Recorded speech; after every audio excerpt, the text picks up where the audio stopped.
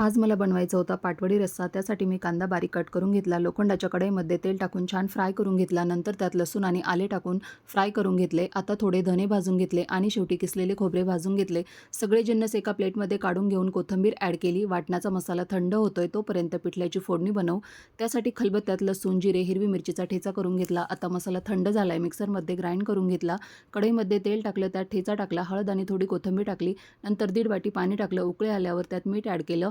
1 वाटी बेसन थोडं थोडं करून ॲड करायचं आणि एक विस्करने छान एकजीव करत शिजवायचं, म्हणजे गुठळ्या होत नाही. एका ताटावर तेल लावून गरम गरम बेसन हाताला पाणी लावत लावत थापून घ्यायचं. वरतून थोडी कोथिंबीर ॲड करायची. हे थंड होतंय तोवर त्याच कढईमध्ये तेल टाकायचं आणि मसाले ॲड करायचे. नंतर वाटण घालून छान परतवून घ्यायचं. कन्सिस्टन्सीनुसार पाणी ॲड करायचं. उकळी आल्यावर मीठ घालायचं आणि झाकण ठेवून कमी गॅसवर 5-7 मिनिट शिजवायचं. बाजूला मस्त वड्या कापून घ्यायच्या आणि तोपर्यंत रस्सा पण रेडी आहे. तर मस्त असा आपला पाटवडी रस्सा बनवून रेडी आहे. चलो बाय.